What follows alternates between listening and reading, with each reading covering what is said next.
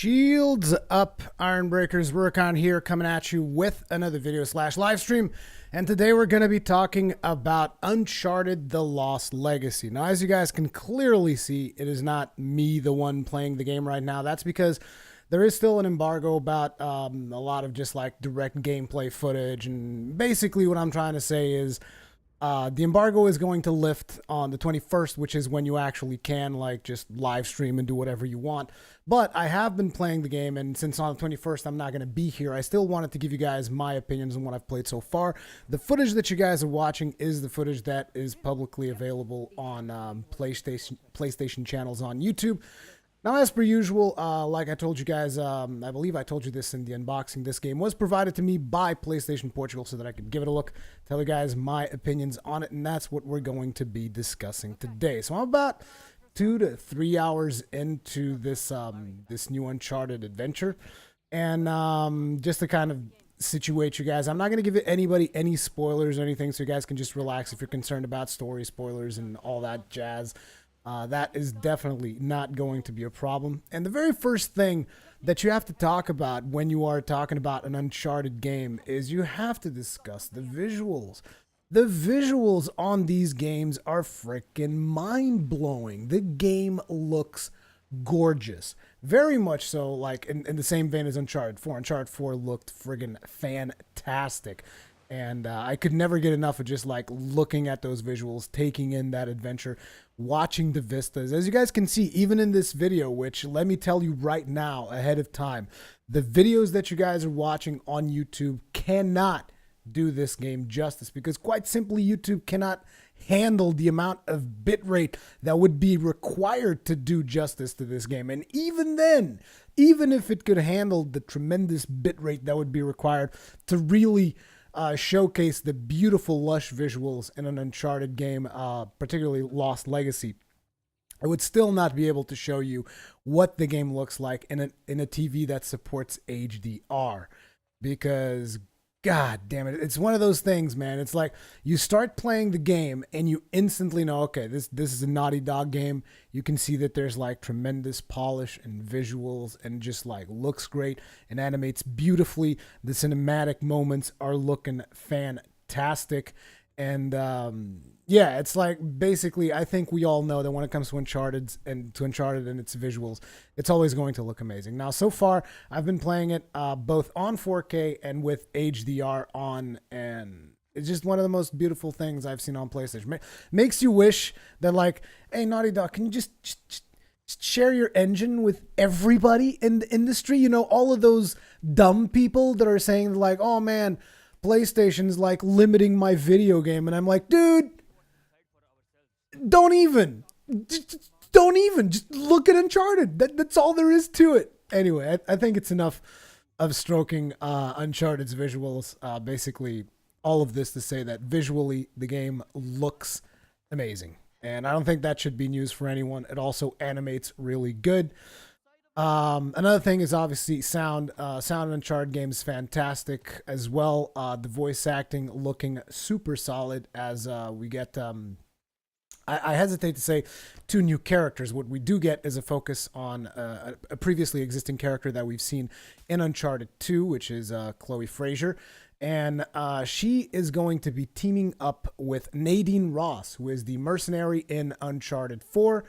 If you guys remember her, she was portrayed as a villain type character. I'm not going to go into too many details on that story, just in case you guys haven't in case you guys haven't played that particular iteration of Uncharted. I don't want to like spoil it for you guys either.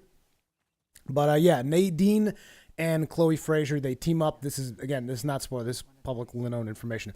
They team up and they're looking for this Horn of Ganesha.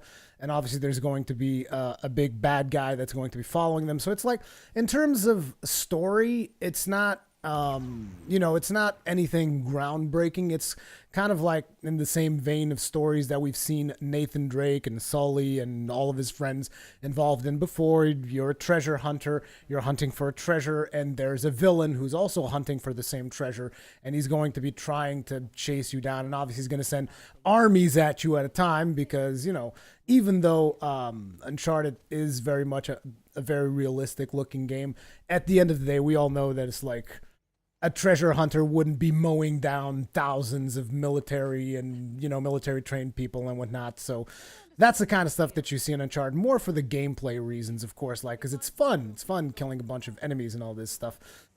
But yeah, in terms of story, it's at least from the what I've experienced so far, it's nothing new. What does change is like the dynamic of your main character, because you kind of go from a happy-go-lucky, squashbuckling adventurer, which is kind of the way that I personally see Nathan Drake. He's like this happy-go-lucky guy, always optimistic, always trying. Even though in Uncharted 4, there are a little bit of more dark and more serious moments that happen in there.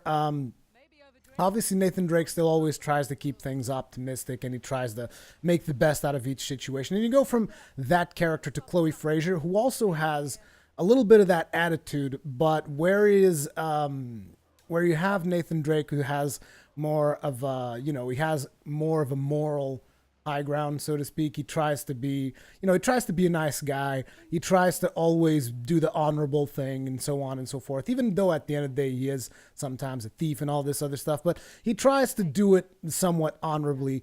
The character from Chloe is a little bit more roguish. Like, there's actually a scene at the very start that kind of sets that up, which is it's pretty interesting. So she's a little bit more roguish. She's not as guided by morals as Nathan Drake, which kind of makes this, it kind of gives the story, even though the setting and the plot and all these other things are similar to previous Uncharted games, it gives the story a different dynamic as to how the character interacts with other characters in cinematics, as well as how the character interacts with its AI partner, who is Nadine Ross. Which Nadine Ross is a mercenary and Chloe is a treasure hunter. So these two kind of have an interesting dynamic. There's an interesting back and forth dialogue between the two characters as well, which is it's pretty satisfying, at least as far as I've played. It just feels great. Now, the footage that you guys are watching in this video is actually of a big open world section that you have, which is still the open world section that I'm in.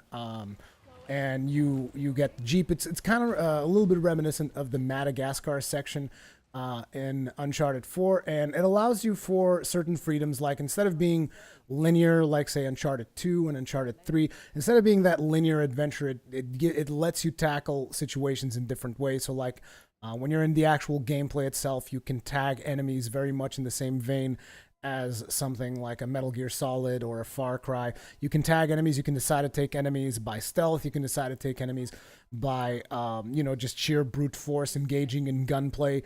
Or you can even just like skip enemies altogether while you're exploring this area and doing all of these objectives as you are trying to locate the Horn of Ganesh. Now, one of your concerns might be on account of the game's price. A lot of people have been concerned about how long the game might be because, we've had stuff like Left Behind, the DLC from Last of Us, and that was a fairly short story because they were just like telling that specific background story for Ellie. And in this one, though, I can already tell you that it's going to be considerably longer. I've taken a look at a couple of reviews because I was curious about the length, because like I said, I've been pretty busy recently with all the live streams and all these other things that I'm doing, and it's going to be impossible for me to, it was going to be impossible for me to finish the game in time to do a full-on review during the embargo, right? So what I ended up doing is I just checked some reviews to see what people were saying about the length of the game, and they're saying about 6 hours seems to be the average. But I think it's going to be 6 hours if you rush through it. I think if you take your time, you're going to be squeezing quite a few more hours out of this title. And in my opinion, it is well worth it because the gameplay, as usual, is super solid. I mean, you just have the whole, you have the adventure sections, you have the cinematic sections, you have the back and forth dialogue with the characters, you have the gunplay, which for those of you who don't know, Uncharted 2 is actually one of the first games that I personally played on the PlayStation 3, and I was surprised because I was never able to find another game that did gunplay. It just has those how should I put it? It just has those the aim assist is just right. It's not too much, it's not too little, and it just feels great aiming and shooting in Uncharted games. It's always felt great, at least for me. Even because when I first played Uncharted 2, I was still one of those guys that was just used to playing shooters on PC with mouse and keyboard, and making transition from that to a controller is hard. And I never felt like it was that hard to do in Uncharted. So Uncharted still maintains that super solid gunplay. It still has the melee action, which is very basic. You got the square to attack and then the triangle to like struggle to break free if someone happens to grab you. Now, the interesting thing that they do in this one is that since at least most of the time that I've played the game so far, I'm not sure if eventually the characters get separated or not, but most of the time that I've played the game so far, you always have Nadine Ross with you. So there's this really cool dynamic. If you happen to be engaged in melee combat next to Nadine, say for instance you will punch somebody and you're just like involved in punching and doing stuff, they will do combos to complement one another. So like I've seen, for instance, sometimes Chloe would punch someone because I would go up for a punch, and then I would be spamming punch to punch more, but then she would stop, and I'm like, what's going on? So your character would like duck, and behind would come Nadine in with like jumping over you with a kick or jumping over you with another punch. It's contextual animation, which is something that Naughty Dog does so well. They're applying it to combat, which is something that I personally I didn't notice if they had done this in Uncharted 4 or not, but it feels really great. I'm not sure if the videos on the publicly available videos actually show this kind of stuff, but I can tell you right now, it feels great whenever you're just punching people in Uncharted, and then Nadine comes in from behind to kind of help you with a combo or something. It feels really, really good. So I've already seen that there's a question in chat. You guys are asking, is this DLC or a whole new game? This was supposed to be a DLC in the vein of Left Behind, but Naughty Dog basically said, no, screw that. We're going to do a standalone DLC, and they just expanded it tremendously. So there's pretty much more content than you would expect. Now, you guys might be wondering, with this description that I'm doing of the really cool melee combo system and the fact that Nadine is with you all the time, it's like, why wouldn't you want to get like an actual story co-op mode? Like, wouldn't that be cool? And that's like one of the first things that I said as well, that I thought to myself as well. It's like, I was like, when I started playing it and I was watching this, so it looks like I'm going to be with Nadine most of the time. Why couldn't Nadine just be a second player? And I actually looked that up, and it seems that they said that would not allow for them to portray the character of Nadine as they wanted to. So obviously, Uncharted games are always focused on story, and they want to make sure that they tell a story, and they want the actions of each character to make sense, the way that they do combat, the way that they the little bits of dialogue in between, and just like everything. They want all of that to make sense, because you guys might be thinking, oh, they're just lazy and all that. No, it can't be that, because you already have the co-op gameplay in like their survival mode or whatever, because this game also has that. It also has competitive gameplay, the same stuff that you would find in Uncharted 4. So like, if you guys like the gameplay in Uncharted 4, this one's probably going to bring a couple of new stuff. I didn't really have the chance to play the multiplayer yet, because obviously there's not that much people playing right now, only the media outlets that have access to the game. So it's pretty challenging to actually find a bunch of people to play with you in multiplayer.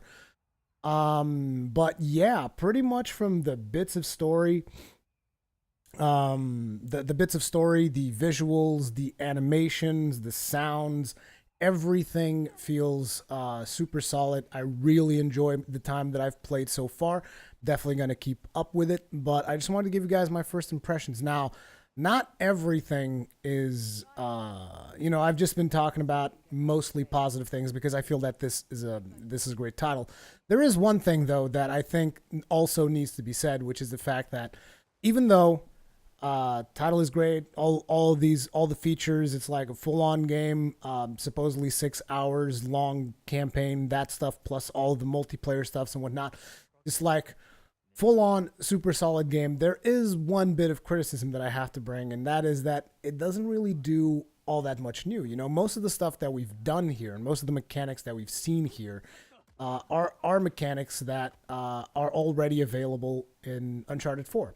So it's like if you enjoyed Uncharted 4, right? If you enjoyed the Uncharted series, this is another story in that universe. It takes place after a couple of months after the story of Uncharted 4, and it follows two different characters because pretty much I believe that at this point Nathan Drake's story is over. I don't think they're going to bring Nathan Drake back, but they did say that they still have a lot of interesting characters in the Uncharted universe that they want to bring to light. So they're probably going to be doing more Uncharted games. I mean, at the end of the day, it is their bread and butter, but I would like to see them innovate more, and not just in terms of like visuals and sounds, because I kind of feel like they nailed that. I wanted to see them tackle maybe different mechanics, like what they did with The Last of Us. That was cool, because even though it's also a very cinematic experience, it does provide you with some new elements of survival and other things. And I would like to see, I would like to see them tackle on other titles as well. I don't want them to just like always be that one studio that just does Uncharted, because they have the technical capabilities, Uncharted and Last of Us. They have the technical capabilities to do so much more. And I'm not complaining. I don't want people to take this as complaining. I'm just saying, like, I think this is fantastic, but at the same time, I also think that if you've seen the other Uncharted games, you know what you're getting into. So you'll know exactly whether or not this is the game for you and this is the type of game that you want to play. I hope that I got my point across. That is, however, going to be it for this live stream. It's a little bit of a short one because it's just to give you guys my first impressions in a more concise environment, because I actually can't play the game and do real live commentary at this point. And hopefully you guys enjoyed it. What's the price? People are asking. I think it's about $40. At least I believe it's 39 euros in EU, but I believe it might be discounted right now because we're in the pre-order stage, and I think there's a friend of mine was telling me something about a 15% discount in the digital store, so something to consider. But yeah, it's not a full $60 price tag, which again makes it more acceptable. The fact that, like I was saying, basically they have all of they have this amazing engine that they've worked on for years to do Uncharted 4, and they have all these amazing mechanics that they worked on in that engine. Makes sense to them to kind of capitalize on that and put out another title, since it's probably not super hard, and it's still a great Uncharted story. It's still a great Uncharted adventure, and comes highly recommended by me if you're into Uncharted games. But yeah, that's going to be it for me. Hopefully you guys enjoyed this live stream. If you did enjoy it, hit that like button. Helps out a lot. If you're new here, subscribe so that you're always notified when I'm live streaming or when there's a new video coming out.